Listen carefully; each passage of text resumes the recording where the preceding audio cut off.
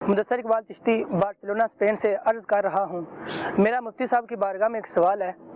کہ بیرون ملک رہنے والے افراد اپنی قربانی اپنے آبائی ملک یا شہر میں کر سکتے ہیں؟ اگر کر سکتے ہیں تو کیا احتیاط ضروری ہے؟ برائے مہربانی جواب عنایت فرما دیں۔ جی ہاں، اپنے ملک میں بھی کر سکتے ہیں۔ احتیاطیں واقعی اس کے اندر ضروری ہیں۔ سب سے پہلے تو یہ کہ جب آپ وہاں کر رہے ہیں تو آپ خود نہیں کر رہے، کسی کے ذریعے سے کروا رہے ہیں، وہ چاہے آپ کا رشتہ دار ہے، بھائی ہیں، والد ہیں، کوئی بھی ہیں، یا آپ اجتماعی قربانی والوں کی مدد حاصل کر رہے ہیں، ان کے ذریعے کروا رہے ہیں۔ تو سب سے پہلی بات تو یہ کہ جن کے ذریعے سے کروا رہے ہیں ان کا قابل اعتماد اس اعتبار سے ہونا ضروری ہے کہ وہ مسائل قربانی جانتے ہوں، قربانی کے جانور کی خریداری کے شرعی احکامات جانتے ہوں، کون سا جانور خریدنا ہے، بے عیب جانور خریدنا ہے، اس عمر کا جانور خریدنا ہے، ان تمام باتوں کا وہ خیال رکھتے ہوں، سارے مسائل معلوم ہوں،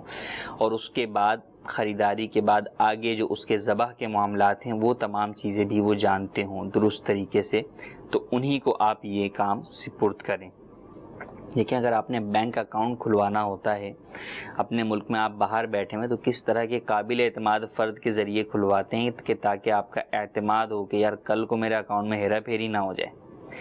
تو جب دنیاوی معاملات میں ہم اتنی احتیاط کرتے ہیں تو پھر دینی معاملات میں تو اور زیادہ احتیاط کی حاجت ہے۔ عبادت کا معاملہ ہے، رب کے ہاں پوچھ گچھ کا معاملہ ہے، تو لہٰذا جو قابل اعتماد ہوں، مسائل جانتے ہوں۔ قابل اعتماد ویسے تو بہت سارے افراد ہیں لیکن ان کو مسائل ہی نہیں معلوم کہ قربانی کا جانور خریدنا کون سا ہے، کیسا خریدنا ہے۔ وہ افواہوں کی بنیاد کے اوپر جو لوگوں سے سنا ہے، بڑے بوڑھوں سے سنا ہوا، اس پہ اعتماد کرتے ہوئے کچھ بھی لے کر آ جائیں گے، ہو سکتا ہے اس سے آپ کی قربانی ادا نہ ہو۔ تو اس لیے قابل اعتماد سے مراد میری وہ فرد کے جو کہ مسائل جانتا ہو اور آپ کی قربانی کا جانور خرید کر درست طریقے سے ذبح کر سکے۔ ایک احتیاط اور ضروری ہے، وہ یہ کہ قربانی جو بیرون ملک میں کروا رہا ہے تو وہ قربانی اس وقت ہو کہ اس وقت میں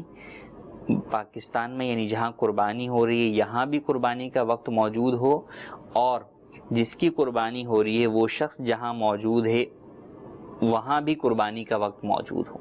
مثال کے طور پہ کئی ممالک میں ایک دن پہلے چاند نظر آ جاتا ہے، تو اب ان کا جو قربانی کا وقت ختم ہو جائے گا وہ پاکستان میں دوسرے دن ختم ہو جائے گا، کیونکہ پاکستان میں جو دوسرا دن ہوگا وہاں پر تیسرا دن ہوگا۔ تو اب یہ تیسرے دن کے، اگر ان کی قربانی پاکستان میں تیسرے دن ہوگی تو وہ قربانی درست نہیں ہوگی۔ تو یہ ضروری ہے کہ وہ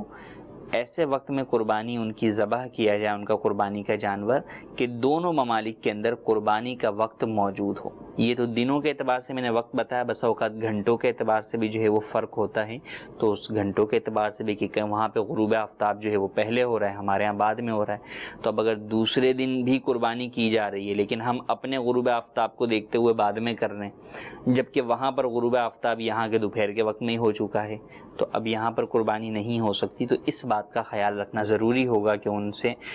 آپ اس طرح کوارڈینیٹ کریں کہ ایسے وقت میں آپ کا جانور ذبح ہو کہ دونوں جگہوں پر قربانی کا وقت موجود ہو۔